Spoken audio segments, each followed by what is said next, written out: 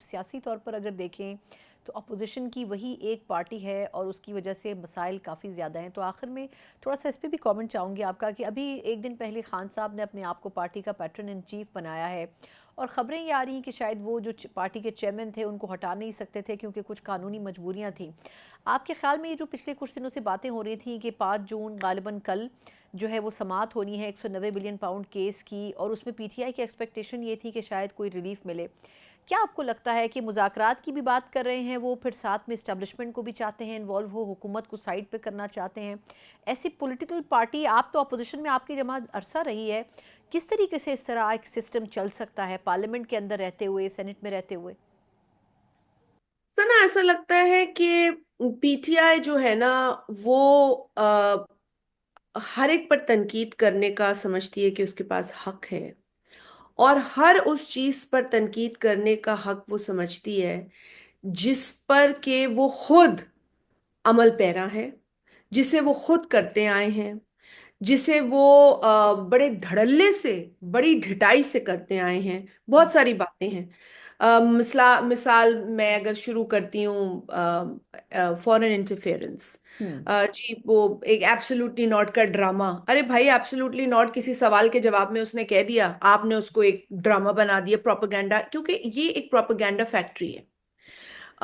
और इस propaganda factory में जब कोई एक एक बदतरीन पॉलिटिकल रिकॉर्ड के साथ या 10,000 उसके ऊपर एलिगेशंस लगी हो, साबित हो ना हो, मैं उसमें नहीं जा रही, करप्शन हो, मॉरल हो, एथिकल हो, लेकिन वो बुरा है जब तक वो किसी और जमात के साथ है वो बंदा या बंदी। लेकिन वो साफ शफाफ हो जाता है जब वो पीटीआई लॉन्ड्री में धुल जाता है। तो एक तो इनके पास एक लॉन्ड्री है, हर इनके डिक्लेयर किए हुए गलत आदमी को धोने के लिए। मैं तो किसी को गलत सही इसलिए नहीं कहूंगी क्योंकि ये अल्लाह ताला को पता है, इसीलिए इतना बड़ा फतवा नहीं देते। फतवे इन्होंने दिए, फिर धो इन्होंने दिया।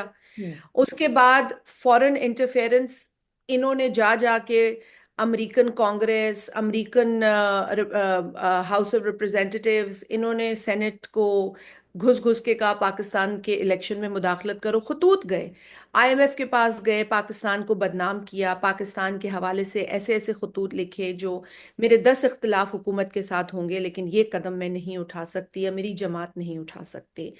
पाकिस्तान को हर हर तरीके से नुकसान पहुंचाने की कोशिश की। क्यों? क्योंकि इनका एक जो कायद है वो इस वक्त जेल फेस कर रहा है, हम्म। कोर्ट केसेस फेस कर रहा है। मेरे कायद ने, मेरे लीडर ने तो 14 बरस, 13 बरस की जेल भुगती है। हम्म। लेकिन फिर भी हमने इन चीज़ों को फेस किया, मुकाबला किया। मैं कतई नज़र इस बात को एंडोर्स नहीं कर रही कि किसी का जेल जाना सही है, लेकिन ये सिस्टम है। अगर उस सिस्टम में आपको कहीं ना कहीं अकाउंटेबल ठहराया जा रहा है, कहीं ना कहीं आपसे पूछताछ की जा रही है, तो आप अदालती रास्ता, कानूनी रास्ता इख्तियार करें। अगर कोई और पार्टी का चेयरमैन है तो आप कहते हैं मौरूसी है, कि आपने एक पता नहीं कोई जबरदस्ती बना ली। लेकिन आप अगर खुद को डिक्लेयर कर देते हैं पार्टी का, कभी चेयरमैन बना देते हैं, अभी आपने क्या बोला कि पेट्रन इन चीफ बना दिया, तो हम्म। वो ठीक है। मतलब आप करें तो हर गलत काम ठीक है, लेकिन कोई और कानून के को फॉलो करे, रूल्स को फॉलो करे, तो वो गलत है।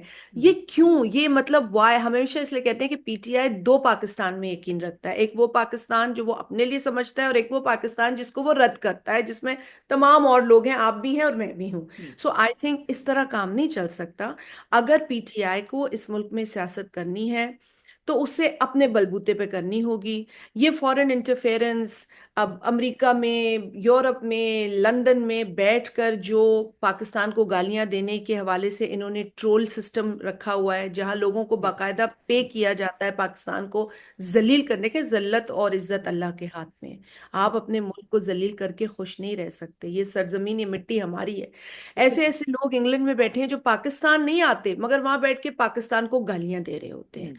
पाकिस्तान का मुकदमा लड़ रहे हैं। भाई तुम आओ तो पाकिस्तान, दुनिया में जाएंगे, पाकिस्तान का मुकदमा लड़ेंगे, मगर इस एक शख्स का मुकदमा लड़ेंगे और पाकिस्तान के लिए लड़ेंगे। तो भाई पाकिस्तान तो आओ ना, दुनिया में क्यों जाते हो सिर्फ?